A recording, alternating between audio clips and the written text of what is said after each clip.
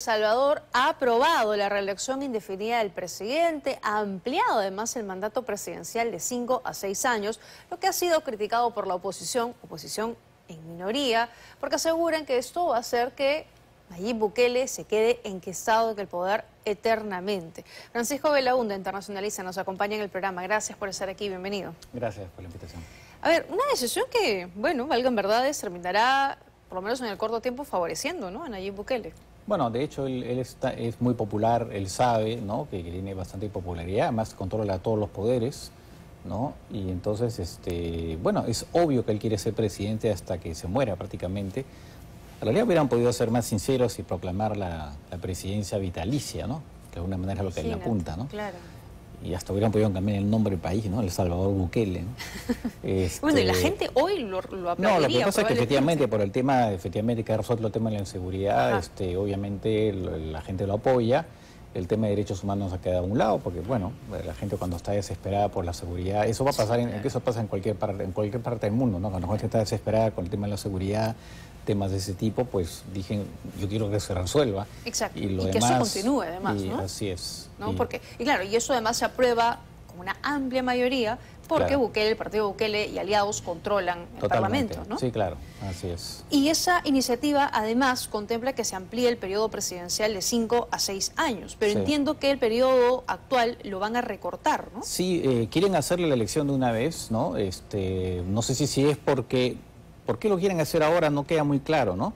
Tal vez porque piensan que ahora tiene una popularidad muy grande, tal vez en un año y medio sea menos, pero yo veo difícil que él pierda popularidad en un tiempo tan corto. Pero igual también se quieren asegurar, ¿no? Sí, debe haber también un tema, probablemente algún tema ahí, digamos, no sé... Entiendo que lo quieren hacer coincidir también con las elecciones legislativas y municipales. Podría ser una estrategia interesante como para captar todo de una sola vez, ¿no? Una sola campaña ya... Sí, podría ser, pero él creo que ya tiene un colchón de popularidad que creo que le va a durar bastantes años, ¿no? En el sentido que, claro, cuando hay personas que, como el caso acá en el caso del Perú de Fujimori, ¿no? Fujimori tuvo varios años de colchón de popularidad por los éxitos que tuvo, sobre todo en materia económica, también el tema del terrorismo, entonces tuvo un colchón de popularidad que incluso le llevó a tener hasta que se murió todavía un cierto, digamos, respaldo, ¿no? Por eso que el fujimorismo todavía sigue siendo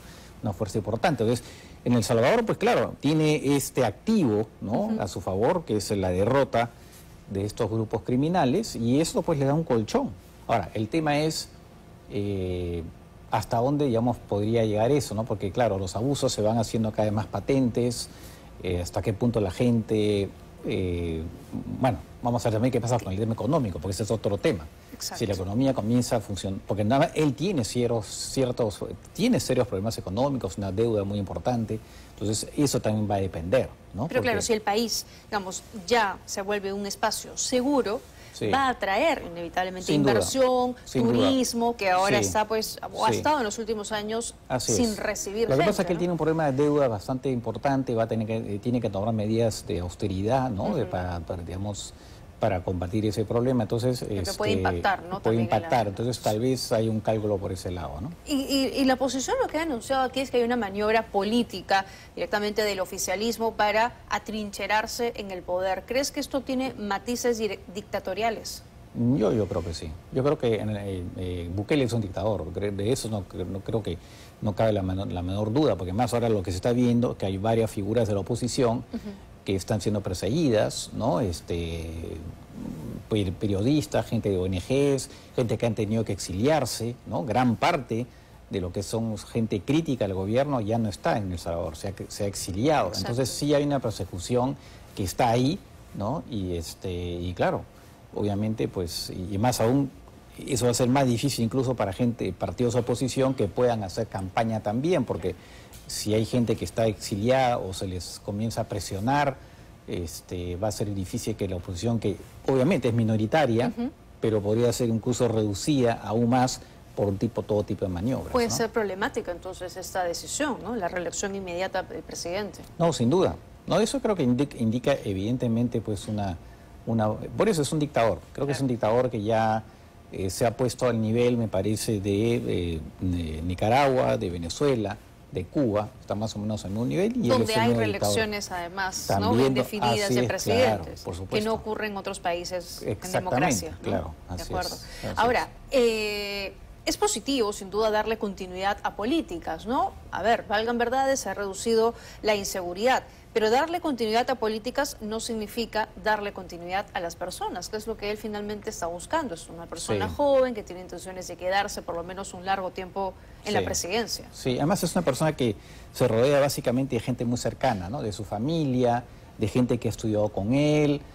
Hay dudas de algunas, digamos, que podría haberse estado aprovechando su cargo para enriquecerse. Hay denuncias por ese lado, ¿no?, de adquisición de propiedades a precio mucho más bajo. En fin, hay dudas también sobre ese tema. O sea, porque claro, la dictadura, los regímenes dictatoriales, finalmente la corrupción puede crecer de manera mucho más fácil porque no hay voz, no hay instituciones que puedan funcionar, que puedan investigar y cosas por el estilo. El Ejecutivo, digamos, es el partido de Bukele, el Parlamento lo controla él, el sistema de justicia también.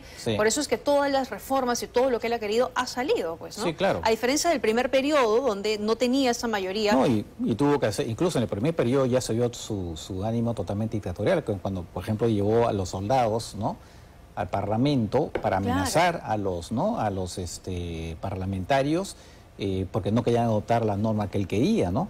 Y algunos rasgos también que indica que no es la persona más equilibrada del mundo, porque en ese momento hizo como que estaba rezando y dijo que Dios se le había dicho que por esta vez los iba a perdonar, algo así, ¿no? No recuerdo ¿no? Los iba a perdonar a los parlamentarios y por lo tanto se iba a retirar con los soldados.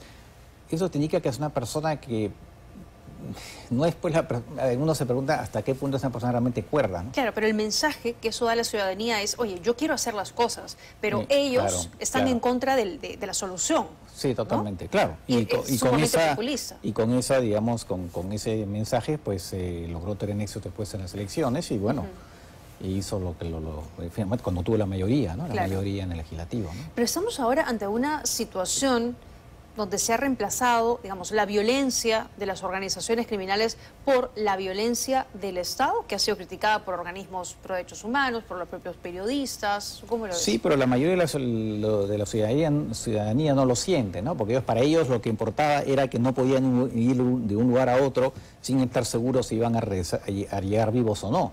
Claro, evidentemente la gente de la oposición, los críticos sí lo sienten porque son hostigados, ¿no? Hostigados, pero en general, la mayoría de la gente dice, no, pues yo estoy mucho mejor ahora que lo que estaba antes, ¿no? Entonces, claro, por eso que...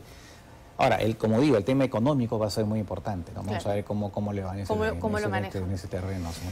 Vamos a una pausa, quédate con nosotros unos minutos más, porque queremos hablar también de Álvaro Uribe, que se ha convertido hoy en el primer expresidente colombiano en ser condenado en la historia de ese país. Eso no había ocurrido antes, ha sido sentenciado a 12 años de prisión domiciliaria. Volvemos en unos minutos. A ver, vamos a hablar de Colombia, que ha vivido un hecho histórico. Han condenado por primera vez a un expresidente, algo que lamentablemente aquí tenemos algo de experiencia. Álvaro Uribe ha sido condenado a 12 años de prisión domiciliaria. ¿Qué ha pasado con el expresidente colombiano? ¿Por qué ha terminado en esta situación? Bueno, esto tiene que ver con una denuncia presentada por un senador, Iván Cepeda, de izquierda, que tiene que ver con el rol que habría tenido Uribe en los grupos paramilitares, ¿no?